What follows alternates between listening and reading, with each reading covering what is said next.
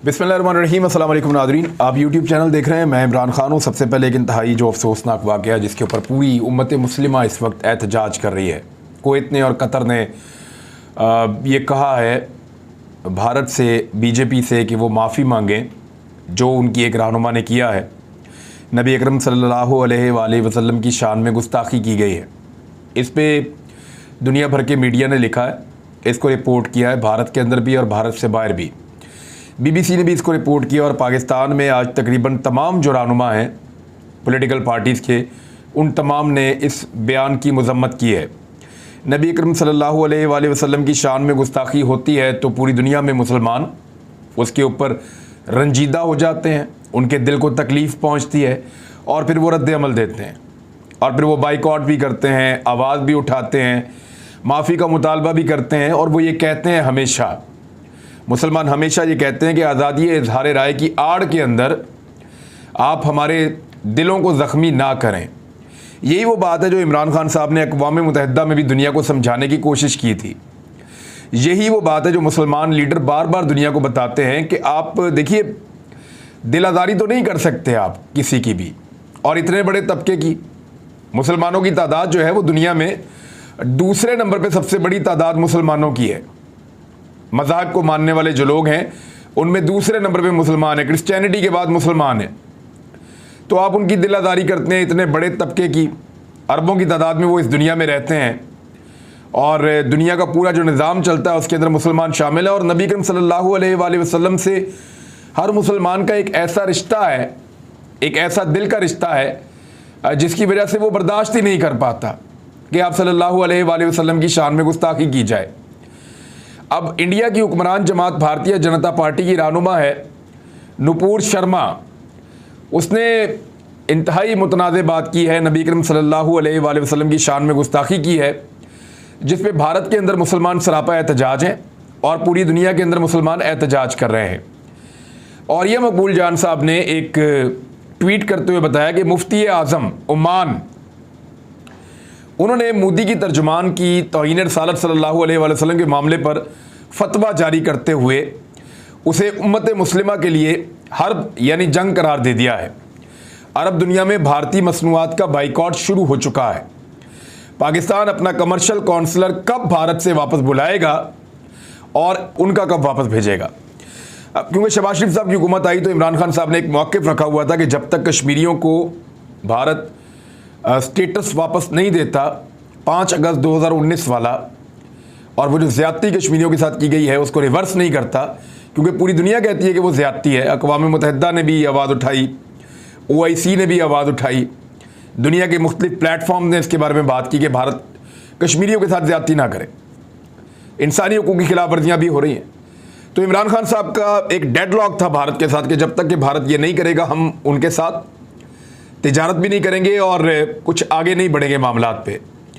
तो शहबाज शरीफ साहब ने आने के बाद अपना ये मामला तिजारत वाले खोल दिए भारत के साथ और उस पर पेशरफ्त की, ना सिर्फ अपने बंदे भिजवाए बल्कि भारत की तरफ से भी एक्सेप्टेंस हुई। तो अब और ये मकबूल जान साहब उसी के बारे में पूछ रहे हैं। सिराजुल हक साहब जमात इस्लामी के सरबराह हैं, उन्होंने कहा कि ए अल्लाह के रसूल सल्लल्लाहु अलैहि वसल्लम, हमारे माँ बाप आप पर कुर्बान। भारत की हुक्मरान पार्टी के तर्जुमान हुज़ूर सल्लल्लाहु अलैहि वसल्लम की शान में खुलेआम गुस्ताखी के मुर्तकिब हैं। आलम अरब चीख उठा है, मगर पाकिस्तान में हुकूमती सतह पर ना सिर्फ खामोशी है बल्कि तिजारत का सोचा जा रहा है। ये रवैया काबिल कबूल नहीं, सख्त एहतजाज होगा। सोशल मीडिया में बहुत सारे लोग तहरीक लब्बैक को लेकर भी सवालात उठा रहे हैं कि वो कब ये मुतालबा करेंगे, क्योंकि फ्रांस के मामले में उन्होंने बड़ा सख्त मुतालबा किया था कि सफारत खाना बंद कर दें, सफारती अमला वापस भेज दें, मसनूआत का बाइकआउट कर दें, ताल्लुकात ख़त्म कर दें, कोई तिजारत नहीं होगी।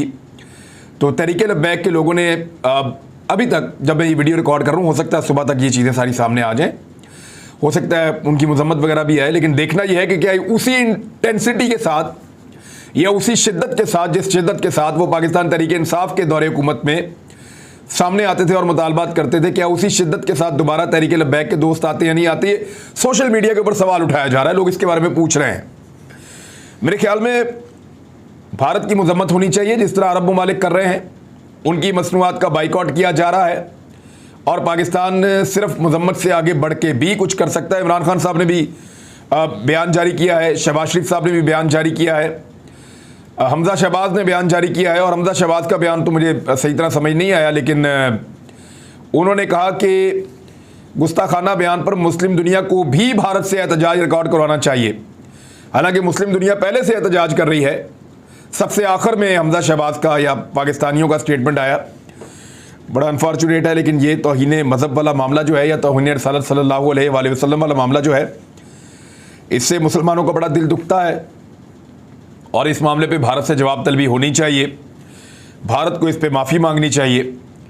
वरना मुसलमान उनको ये बावर तो ज़रूर करवाएं कि इससे अगर मुसलमानों को तकलीफ़ होती है तो उसका असर उन लोगों पर भी पड़ेगा, उनकी मसनूआत पे, उनकी तजारत पे, क्योंकि इसी तरीके से आप उनको कंट्रोल कर सकते हैं। लेकिन इस तरह यहूदियों का मामला है, होलोकॉस्ट का, उसके ऊपर बात नहीं करते नॉर्मली लोग, इसलिए कि उनकी दिलदारी होती है और वो उन्होंने ऐसा बंदोबस्त किया है कि दुनिया उनके खिलाफ नहीं चल सकती। तो मुसलमान भी ये कर सकते हैं, उसके लिए इत्तफाक ज़रूरी है और दुनिया को बावर करवाएं कि आप एक पूरी एक ऐसी कौम है जिसका दिल दुख जाता है और आपकी एक वैल्यू है इस दुनिया के अंदर, और आप जब आपका दिल दुखेगा तो फिर आप बाइकआउट भी कर सकते हैं चीज़ों का, और ये पुरअमन तरीके से आप ऐसा पैगाम भेज सकते हैं भारत को जिससे भारत आइंदा से मोहतात रहे और ऐसी पॉलिसी को रोके जिससे अक़लियतों को वहाँ पे परेशान किया जाए या उनको टारगेट किया जाए और अक़लियतों के जो मज़ाहिब हैं उनको निशाना बनाया जाए। वो ईसाइयों के साथ भी करते हैं, मुसलमानों के साथ भी ज़्यादती करते हैं, सिखों के साथ भी ज़्यादती करते हैं, तो ये नहीं होनी चाहिए। अब आ जाए एक और चीज़ जिसके ऊपर बहुत ववेला किया, बहुत उठाकर रखा आज भिकारी मीडिया ने, और वो थी मलिक रियाज की एक और ऑडियो, यानी एक टोटा फैक्ट्री बनाई हुई है, वहाँ से टोटे निकल रहे हैं ऑडियोज़ के। टोटा फैक्ट्री एक बनाई हुई है, वहाँ से ऑडियोज़ के टोटे निकल रहे हैं, कभी वीडियोज़ निकलती हैं, कभी ऑडियोज़ निकलती हैं। और मरियम नवाज़ पहले कई दफ़ा कह चुकी हैं, क्योंकि ये काम उनको शायद बहुत पसंद है, उनके पास ऑडियोज़ भी हैं, वीडियोज़ भी हैं, सर्विंग ऑफिसर्स की हैं, जुडिशरी के लोगों की हैं, तो हर तरह के लोगों की मरियम नवाज़ के पास ऑडियोज़ और वीडियोज़ मौजूद होती हैं और वो ये रिकॉर्ड अपने पास रखती हैं या बनाती हैं या मौजूद होती है, कुछ तो है। लेकिन मलिक रियाज ने क्या कहा? मलिक रियाज ने सोशल मीडिया पर उनसे मंसूब ऑडियो को जाली करार दे दिया। उन्होंने कहा कि जदीद टेक्नोलॉजी डीप फेक के होते हुए जाली ऑडियो बनाना कोई हैरानकुन बात नहीं है। सोशल मीडिया पर मुझसे मंसूब ऑडियो उसी टेक्नोलॉजी की पैदावार है। उन्होंने कहा किसी सियासी जमात की मुहिम में शामिल नहीं होना चाहता, लेकिन यह हकीकत है कि सियासी फ़ायदे के लिए मेरी आवाज़ का गलत इस्तेमाल किया गया है। मुझ पर पे दर पे हमले किए जा रहे हैं। अब मेरा ख़ानदान भी इसकी जद में आ गया, इन्होंने उनकी बेटी को भी बीच में डाला है। उन्होंने कहा कानूनी चाराजोई करने का मैं इरादा रखता हूँ। इस साजिश के पीछे मौजूद लोगों का सुराग लगाने के लिए हर कानूनी फोरम से रुजू करूँगा। जो भी इसमें मुलव्वस पाया गया उसको कैफरे किरदार तक पहुँचाया जाएगा। ये तो मलिक रियाज ने कह दिया। अब जो लोग सारा दिन प्रोपेगेंडा करते रहे, कल के दिन में सारा दिन ढोल पीटते रहे कि मलिक रियाज ने ये कह दिया, वो कह दिया, और उसकी बेटी की बात है, और ये अंगूठी जा रही है, हीरा जा रहा है, वो कह रहे जी ये ऑडियो ही फेक है, इसका ताल्लुक ही नहीं है मेरे साथ, और ये डीप फेक में या कहीं ऐसे सॉफ्टवेयर को इस्तेमाल करके बनाई गई है। तो ये तो मलिक रियाज का मौक़िफ़ है, सही भी हो सकता है, गलत भी हो सकता है। लेकिन बात यह है कि जो असल ऑडियोज़ मौजूद हैं उनके ऊपर आज तक कभी किसी ने बात ही नहीं की, और इन ऑडियोज़ को लेकर भंगड़े डालना शुरू कर देते हैं। कल को ये इमरान खान की ऑडियो निकाल कर ले आएंगे और डीप फेक को इस्तेमाल करें या किसी और चीज़ को। साबिक़ खातून अव्वल की ला सकते हैं, किसी और की ला सकते हैं। मेरी इत्तला के मुताबिक टोटा फैक्ट्री में से एक और ऑडियो को कुछ लोगों तक पहुंचा दिया गया है। मैं आपको फिर बता रहा हूँ, ये बहुत तगड़ी खबर आपको दे रहा हूँ। जो टोटा फैक्ट्री है रायविंड में ऑडियोज़ वीडियोज़ की, टोटा फैक्ट्री में से 2 ऑडियोज़ मज़ीद निकाली गई हैं, जिनमें से एक ऑडियो को मुख्तलिफ लोगों तक पहुंचा दिया गया है। और ये ऑडियो आज के दिन में या कल के दिन में, यानी ये बहुत करीबी है, हो सकता है आज ही, अभी जब मैं वीडियो कर रहा हूँ अभी थोड़ी देर के बाद आपको ऑडियो मिल जाए। ये ऑडियो भी पब्लिक होने वाली है। इसको पहले सोशल मीडिया पे डाला जाएगा और इसके बारे में पूरी तैयारी की गई है। उसके बाद मरियम नवाज़ आकर एक प्रेस कॉन्फ्रेंस भी करेंगी। मैं आपको फिर बता दूं, एक नया टोटा ऑडियो का तैयार किया गया है। पहले वो ऑडियो मार्केट में लाई जाएगी। उस ऑडियो के मार्केट में लाने के बाद मरियम नवाज़ उसके ऊपर एक प्रेस कॉन्फ्रेंस भी करेंगी। यानी इमरान खान पे कोई करप्शन का केस अब तक बना नहीं सके। 50 दिन हो गए इनको हुकूमत में आए हुए, भी बना दें करप्शन का केस। 55 दिन हो गए आपको आए हुए, कौन सा मुश्किल है करप्शन का केस बनाना? अगर उसने करप्शन की है तो बनाए करप्शन का केस। अब तक मिला क्या उनको? एक वो फराह खान का कहते हैं और एक वो कहते हैं तोशा खान। हालांकि यहां से इमरान खान को करप्शन के अंदर पकड़ना चाहे तो उनकी हुकूमत है, इदारे उनके पास है, FI उनके पास है, एंटी करप्शन उनके पास है, पकड़े जाके केस करें। एक भी केस इमरान खान पे नहीं बना पाए। तो ये ऑडियोज, ये वीडियोज, ये चीज़ें, ये प्रोपेगेंडा क्यों होता है? कभी आपने सोचा है? ये इसलिए होता है ताकि असल इश्यूज से आपकी तवज्जो हट जाए। अब असल इश्यूज क्या हैं वो तो आपके सामने है। असल इश्यूज ये हैं कि महंगाई लगातार बढ़ती चली जा रही है, बैड गवर्नेंस अपने उरूज के ऊपर है, हुक्मरान अय्याशी कर रहे हैं, तमाम गलत किस्म के फैसले पाकिस्तान में किए जा रहे हैं। पाकिस्तान तहरीक इंसाफ के दौर के आदाद शुमार इस हुकूमत के इदारे बता रहे हैं कि शानदार थे। मिसाल के तौर पे मैं आपको एक यहाँ पे डॉक्यूमेंट दिखाता हूँ, उसको सुनने के बाद आपको आइडिया होगा कि कैसी हुकूमत है जिसको हटाया गया है। PTI हुकूमत पर बहुत तनकीद की है, लेकिन तहरीक इंसाफ के ग्रोथ रेट के जो नंबर्स आ रहे हैं वो रश्क करने वाले नंबर्स हैं। PTI तो अब हुकूमत में नहीं है कि रद्दोबदल कर सके। ये माहिर माशियात हैं डॉक्टर ज़ुबैर खान, जो पाकिस्तान तहरीक इंसाफ पे बहुत तनकीद करते थे। उन्होंने कहा हमने बहुत तनकीद की उस हुकूमत पे, लेकिन PMLN की हुकूमत आने के बाद जब आदादो शुमार सामने आ रहे हैं उस हुकूमत के, वो ऐसे शानदार हैं कि उनके ऊपर रश्क किया जा सकता है। 2 साल तक तो 6% के करीब वो रहे हैं। दूसरा जो इस वक्त गवर्नर हैं स्टेट बैंक ऑफ पाकिस्तान के, उनका नाम है डॉक्टर मुर्तज़ा सैयद। PMLN के बड़े ख़ास, बहुत करीबी डॉक्टर मुर्तज़ा सैयद साहब ने एक इंटरव्यू दिया है और उस इंटरव्यू में उन्होंने कुछ बड़ी मज़ेदार बातें की हैं। उन्होंने कहा कि पिछले 2 साल में पाकिस्तान ने ज़बरदस्त किस्म की ग्रोथ दिखाई है, कमाल काम किया पाकिस्तान ने दुनिया के मुकाबले में। 6% तक की ग्रोथ आई पाकिस्तान की पिछले 2 सालों में कंसेक्यूटिव, यानी 2021 में, 2020-21 में, 2021-22 में पाकिस्तान शानदार काम कर रहा था। मौजूदा गवर्नर स्टेट बैंक इस बात की तस्दीक कर रहे हैं अपने इंटरव्यू में। साथ में उन्होंने कहा कि जिस वक्त पूरी दुनिया कोरोना की वजह से तबाही का शिकार हो रही थी और उनके माशी अदादोशुमार ख़राब हो रहे थे, तो पाकिस्तान ने अपने आप को ज़बरदस्त संभाला दिया 2020 में, 21 में, और शानदार परफॉर्मेंस दिखाई और पाकिस्तान को उतना डेंट नहीं पड़ा जितना खुदा न खास्ता पड़ सकता था। उन्होंने 5-6 चीज़ों की निशानदेही करते हुए बताया कि इमरान खान के दौरे हुकूमत में शानदार माशी परफॉर्मेंस थी पाकिस्तान की। ये स्टेट बैंक का मौजूदा गवर्नर कह रहा है, उसका इंटरव्यू है, आप जाकर सुन लें, सोशल मीडिया के ऊपर पड़ा हुआ है। वो तारीफें कर रहे हैं कि इमरान खान की हुकूमत ने कमाल करके रख दिया, छा गई इमरान खान की हुकूमत, ज़बरदस्त काम किया उन्होंने, और इन्होंने आने के बाद तबाही और बर्बादी की एक दास्तान रकम कर दी है। महंगाई कितने गुना बढ़ा दी है। पाकिस्तान की तारीख में सबसे ज़्यादा महंगाई इस वक्त चल रही है। पेट्रोल सबसे महंगा, डॉलर सबसे महंगा, बिजली सबसे महंगी, हर चीज़ को महंगा करके रख दिया है इस मौजूदा इंपोर्टेड सरकार ने। और इमरान खान साहब को निकाला इसीलिए था कि आकर ये चीज़ें सस्ती करेंगे।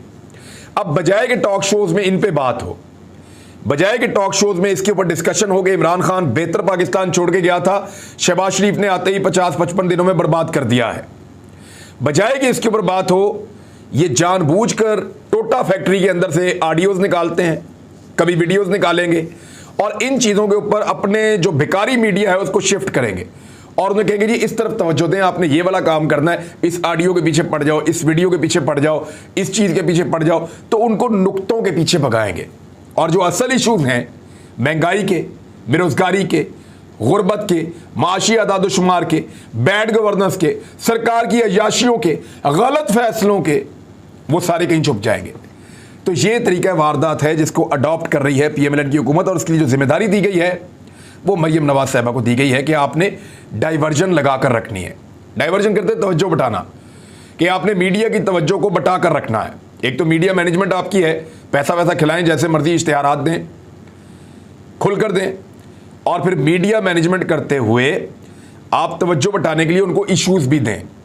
ताकि उन इश्यूज़ के ऊपर वो जाएं और जो असल अवामी इश्यूज़ हैं उनसे जितना हो सके दूर रहें। मैं एक और मिसाल आपको देता हूँ। लाहौर सियालकोट मोटरवे के ऊपर एक खातून जा रही थी अपने बच्चों के साथ। एक इंतहाई अफसोसनाक वाक़या आपको याद हुआ था। खातून को, उनके बच्चों को पकड़ लिया लोगों ने और डकैती करने के बाद उन्होंने वहाँ पे उनका रेप किया। इंतहाई अफसोसनाक वाक़या है। पाकिस्तान के मीडिया ने 2 हफ्ते तक कुछ नहीं दिखाया सवाए उसके। इतना इसका ढिंडोरा पीटा, ऐसा कर दिया। औरतें जो हमारी न्यूज़ एंकर्स थी या हमारी जो प्रोग्राम एंकर्स थी ख़वातीन, वो रोती थी आके आंसुओं से, गुस्सा करती थी, कांपती थी। उन्हें बहुत गुस्सा आता था इस बात के ऊपर कि एक खातून के साथ ज़्यादती हो गई मोटरवे के ऊपर। बहुत गुस्से में थी सारी ख़वातीन, हम भी बहुत गुस्से में थे, हमें बहुत बुरा लगा। हमने इसके ऊपर बात की, मैंने 2 प्रोग्राम किए उसके ऊपर। लेकिन अब मैं आपको एक और चीज़ बताता हूँ। इस वक्त एक खातून का गैंग रेप हुआ है झेलम में। वो हामला खातून थी, मुखालिफिन ने वहां पे उनका गैंग रेप किया है झेलम में, उनके घर वाले के सामने। कहाँ है मीडिया? खबर सुनी है आपने कहीं पे? कोई आपने ट्रांसमिशन देखी हो लंबी? किसी मीडिया पर्सनैलिटी को, खवातीन को आपने रोते हुए देखा हो मीडिया के ऊपर? नहीं देखा होगा आपने, क्योंकि हुकूमत शहबाज शरीफ की है, पंजाब में हुकूमत हमजा शहबाज की है। तो भिखारी मीडिया नहीं रो रहा, नहीं बात कर रहा है, इसके ऊपर बात ही नहीं करते, मुंह ही नहीं खोलते। जब बात करेंगे एक छोटा सा जुमला पकड़ेंगे इमरान खान का, उसके ऊपर पूरा दिन गुजार देंगे। अगर इमरान खान एक हफ्ता चुप हो जाए ना तो मीडिया के पास शायद कहने के लिए कुछ बचेगा ही नहीं, क्योंकि शहबाज शरीफ और हमजा शहबाज की बैड गवर्नेंस को तो वो रिपोर्ट करना ही नहीं चाहते। झेलम में खातून के साथ गैंग रेप हुआ, 5 लोगों ने किया, कोई रिपोर्ट नहीं है। घंटों ज्यादती करते रहे वो, कोई मीडिया नहीं बोल रहा। ट्रेन में ज्यादती का मामला हुआ है, रेलगाड़ी के अंदर, चलती गाड़ी के अंदर खातून के साथ, लड़की के साथ ज्यादती की गई है, रेप का मामला है। कौन बोला? सुना आपने मीडिया पे, देखी आपने ट्रांसमिशंस? सारा दिन बार बार हेडलाइंस कहीं आपने देखी? ब्रेकिंग्स नहीं। तो ये फर्क है कि जब मीडिया को पसंद की हुकूमत मिल जाए और उनको ऐसी हुकूमत मिल जाए जो भीख देती रहे, तो मीडिया फिर किस तरह का उसका एटीट्यूड होता है। और अगर उस्मान बुज़दार हो पंजाब में और इमरान खान हो वफाक में, तो फिर किसी भी खबर को कितना बड़ा बनाना है, मीडिया से ज़्यादा ये हुनर कोई नहीं जानता। आखिर में मैं आपको बताऊं, शेख रशीद साहब ने थोड़ा ख़बरदार किया और उन्होंने कहा कि 19 जून से पहले अपना वोट चेक कर लें और अपने वोट को ठीक जगह पे आप ले आएँ, क्योंकि इम्पोर्टेड सरकार ने इलेक्शन कमीशन ऑफ पाकिस्तान के साथ मिलकर धांधली का पूरा मनसूबा बना लिया है। और एग्जैक्टली ऐसा ही है। मैं भी अपनी पूरी फैमिली के वोट ठीक करवाने वाला हूं। तो आप सबसे गुजारिश है कि जो लोग भी ये समझते हैं कि रिजीम चेंज ऑपरेशन गलत हुआ था, उन्हीं के वोटों को इधर उधर किया गया सोशल मीडिया से देख के, तो आप लोग अपने वोटों को वापस अंदराज सही जगह पे करवाएं ताकि आप लोग वोट डाल सकें। अगली वीडियो में बताऊंगा कैसे आपने ठीक करना। अब तक के लिए इतनी, अपना ख्याल रखिएगा अपने इस चैनल का भी। अल्लाह हाफिज़।